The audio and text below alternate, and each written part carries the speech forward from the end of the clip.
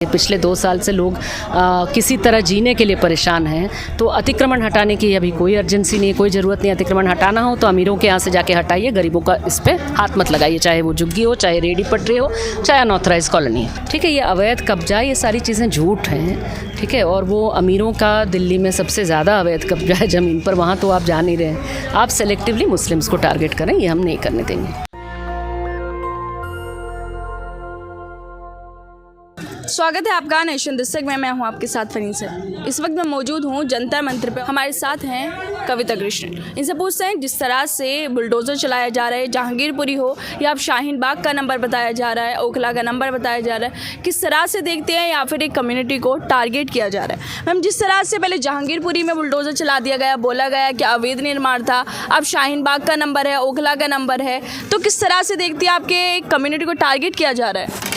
बिल्कुल कम्युनिटी को टारगेट किया जा रहा है। पहले हनुमान जयंती या रामनवमी के नाम पर प्रदर्शन जो हो रहे हैं उसमें बिल्कुल गाली गलौज की भाषा, धमकी की भाषा दी जा रही है। उसके बाद में वहाँ से कोई विरोध आता है मुस्लिम से तो उनको आप पत्थरबाज और क्या क्या कह करके अब आप अवैध निर्माण, अवैध अतिक्रमण हटाने के नाम पर आप बुलडोज़र चला रहे हैं। मेरा ये साफ साफ पूछना है कि दिल्ली का जो 70-80% लोग हैं, वोटर हैं, वो अनऑथराइज कॉलोनी में रहते हैं और कई सरकारों ने कहा है कि अनऑथराइज कॉलोनी को ऑथराइज कर दे रहे हैं। ठीक है, तो इसमें आप अतिक्रमण क्यों हटाने का अभियान चलाने की अभी क्या अर्जेंसी है? पिछले 2 साल से लोग किसी तरह जीने के लिए परेशान हैं, तो अतिक्रमण हटाने की अभी कोई अर्जेंसी नहीं है, कोई ज़रूरत नहीं। अतिक्रमण हटाना हो तो अमीरों के यहाँ से जाके हटाइए, गरीबों का इस पर हाथ मत लगाइए, चाहे वो झुग्गी हो, चाहे रेडी पटरी हो, चाहे अनऑथराइज कॉलोनी हो। लेकिन तब वो कहते हैं कि नहीं, ये सब पत्थरबाज हैं।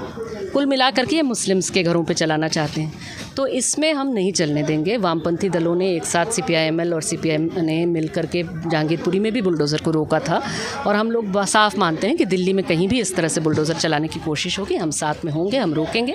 और हम एक बहुत सरल नारा दे रहे हैं कि भारत के भाईचारे पर नहीं चलेगा बुलडोज़र।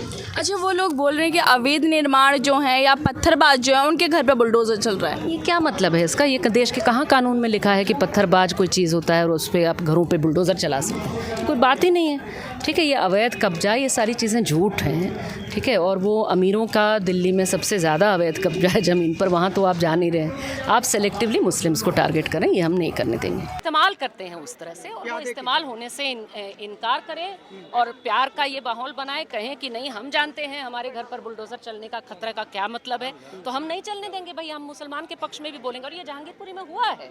जहांगीरपुरी में गरीब जो वाल्मीकि युवा हैं, उन्होंने बोला है कि भाई हम तो मंदिर को ही नहीं, हम तो मस्जिद को भी बचाएंगे, हम नहीं ढाने देंगे। तो अच्छी बात है ना ऐसी बात। देखिए, हिंदू मुस्लिम जाहिर सी बात है कि सारे गरीब हर तरह के इसके हैं, वो गरीब हैं, उनकी पहचान गरीबी की है। अब उस पहचान में जाहिर सी बात है कि वो मुस्लिम होंगे, हिंदू होंगे, हर तरह के चीज़ों को मानने वाले लोग होंगे, सिख होंगे, कहीं ईसाई होंगे। लेकिन इनको बांटने का काम कौन कर रहा है?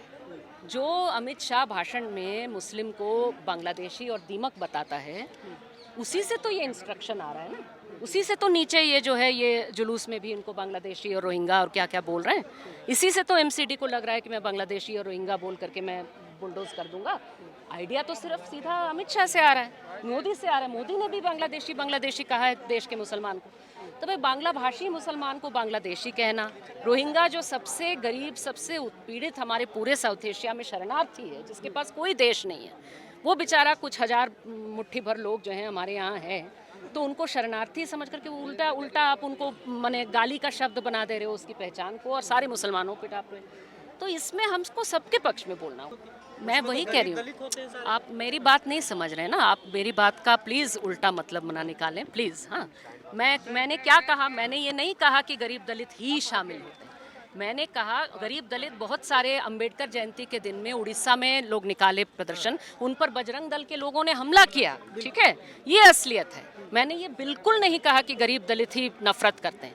मैंने कहा कि गरीब दलित इस नफरत का रिजेक्ट करें, कहें कि हमारे बच्चे नहीं शामिल होंगे इसमें, हमारे बच्चों को नशा पिला करके शामिल करवाओगे, नफरत का नशा पिला करके नहीं शामिल होने देंगे।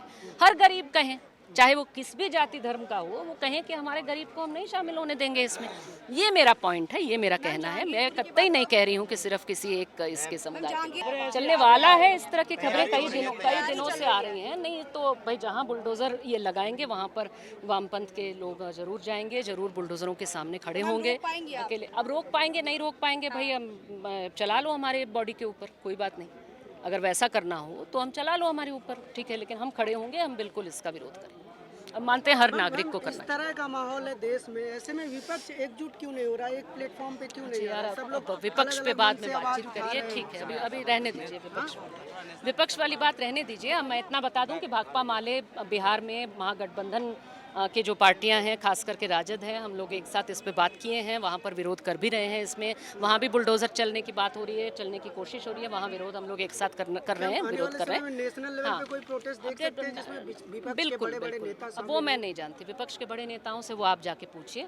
मैं अपने लिए, अपनी पार्टी के लिए बोल सकती हूँ, भाकपा माले के लिए, ठीक है। क्यों नहीं है, हम तो हैं ही हैं। निमंत्रण क्यों, हम तो निमंत्रण दे रहे हैं, हम तो हैं ही जमीन पर विरोध करते हुए, हम तो सबको निमंत्रण दे रहे हैं कि आ जाओ भाई। तो ये थी हमारे साथ कविता कृष्ण जो बता रही हैं कि किस तरह से मुसलमानों को टारगेट किया जा रहा है, क्योंकि दिल्ली में काफ़ी ऐसी जगह है, ये बोले 70% ऐसी जगह है जहां पर अवैध निर्माण है, लेकिन उन्हें टारगेट नहीं किया जा रहा है। अमीरों का घर नहीं तोड़े जा रहे सिर्फ गरीब मुसलमानों के घर या उन लोगों के घर जो वंचित हैं, जो पिछड़ा वर्ग हैं, उन लोगों के घर तोड़े जा रहे हैं और नाम दिया जा रहा है कि अवैध निर्माण। मैं फरीन सैफी, नेशनल दस्तक के लिए। नेशनल दस्तक की आपसे गुजारिश है कि अगर इसको बचाना चाहते हैं तो नेशनल दस्तक को सब्सक्राइब करने के लिए रेड कलर के सब्सक्राइब बटन को दबाएं, फिर बेल आइकन की घंटी दबाएं। नेशनल दस्तक को बचाने के लिए बहुत जरूरी है कि हर खबर को शेयर करें, लाइक करें, कमेंट जरूर करें।